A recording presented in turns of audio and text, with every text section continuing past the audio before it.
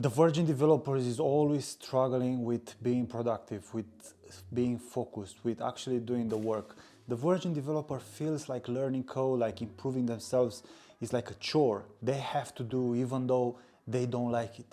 The virgin developer always finds an excuse to why it's better to watch Netflix, or why is AI gonna take their job, and it's pointless to even try to learn code anymore. The virgin developer lives a miserable life. The virgin developer starts to see how inflation is kind of eating away their little salary that they're making. The virgin developer is looking at potential holidays that they could go on and the potential future they could build for themselves. The virgin developer is a sad little piece of human that is just wasting their life on this beautiful planet that we have. But we also have the chat developer, which is always coming home excited to learn more, to fail, to make mistakes, to learn new things, to be excited by the potential outcomes of actually learning a new skill, not only from the coding perspective, but from the self-development, developing that focus, that work ethic. For the chat developer, learning code is a blessing. It's the thing that they were looking for this entire time, and they finally found it. They finally found some purpose, and the chat developer is putting all their time and energy into this. I spoke the other day with a guy that was in his 30s, and he told me that he's struggling massively with actually sitting down and writing some code. And he told me that he feels like this pain, like he should be actually coding, he should be actually doing something for himself, but something was pulling him away. Something was making him feel like he's not good enough to actually do the work. And this guy was having the same job for the past 15 years, and he was telling me that he really wants to become a developer. He really wants to work remotely. He really wants to make more money. But for some reason, something held him back. Something made him like stop, something made him like procrastinate, something made him even watch like videos like this, all right, on YouTube from other influencers that are making you feel good, or Udemy courses. Even that is procrastination. So he was procrastinating so hard, and that made me really think like, what's happening with this guy? Probably you might relate, okay, with this guy's story, and I want to tell you what's actually happening.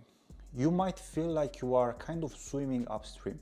You might feel like you are putting all this effort in, but you're not getting anywhere, right? It's like literally like feeling like you are swimming upstream.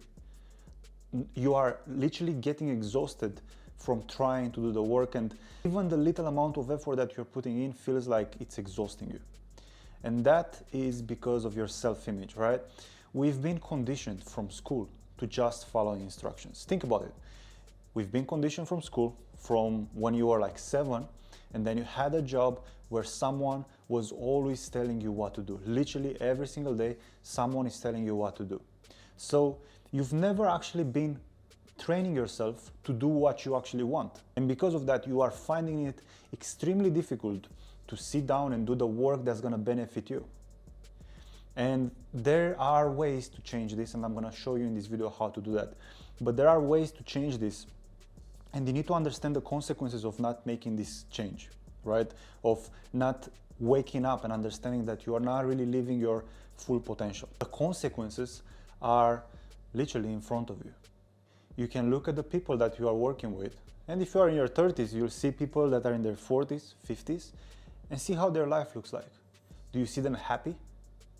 Or do you see them with back pain? If you're working a physical job, do you see them with back pain? Maybe some of them, they have like broken legs, broken back, I don't know, broken arms, right? If you are, I don't know, in accounting and you just finished uni and you have a degree and you just took a job because you had to, because your parents told you to do and finish this degree, and now you see these miserable people that are getting tanned by the freaking light bulbs, and you see them like how miserable they are with their ugly ties, with their ugly shirts, like I'm scared when I think about that, right? I was scared.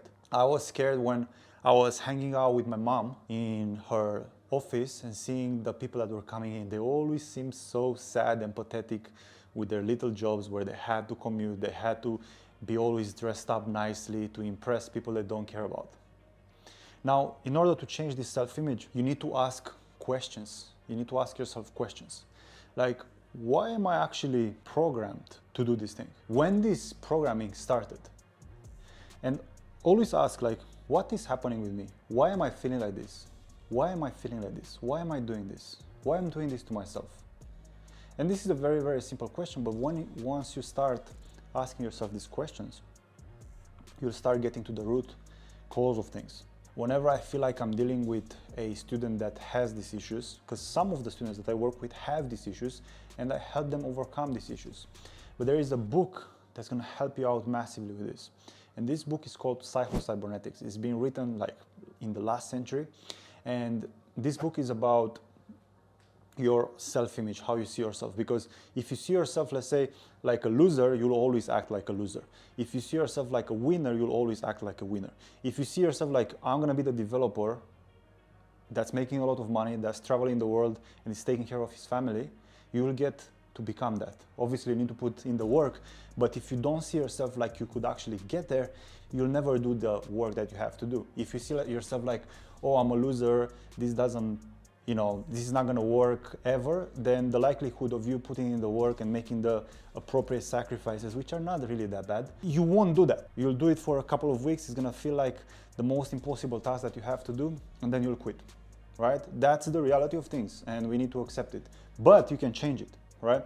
And this book, written by Dr. Maxwell Maltz, this guy was a plastician, so he was doing like changing like people's noses and faces and stuff like that when this industry started to be new back in the other century.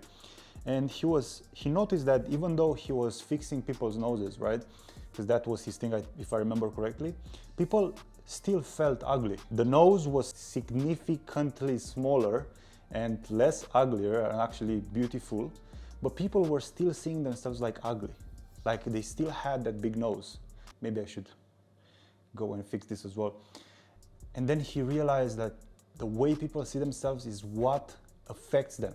And I have a lemon over here, right? That's what affects them. So read this book and understand that the way you see yourself, right? The way you've been programmed by the society, by your boss, by your job, is gonna affect the outcomes that you'll be getting, right? Because if you really think about it, right? If you are this cocky, arrogant motherfucker who says, I'm gonna learn code, I'm gonna become a developer, I'm gonna be making a lot of money, I'm gonna work remotely, I'm gonna be starting traveling, I'm gonna see the entire world, I'm gonna get this house when I'm gonna have this amount of money, and I'm gonna live life on easy mode. And once I get a job, I'm gonna be the most promoted, the most productive, the most loved employee. And then I'm gonna start my own business and I'm gonna do these things, right? If you act cocky like this, and if you really, really believe in yourself, you'll find the ways to achieve your goals.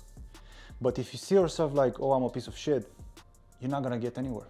So I want you to really take a hard look at your behaviors. I'm still working on some of these things, right? Myself. Because I'm still defaulting to bad behaviors because I have bad beliefs. And it's annoying. But one thing that helped me, for example, was to buy different courses from different guys that I'm not trying to make you buy my shit, but I'm just telling you what I do, okay?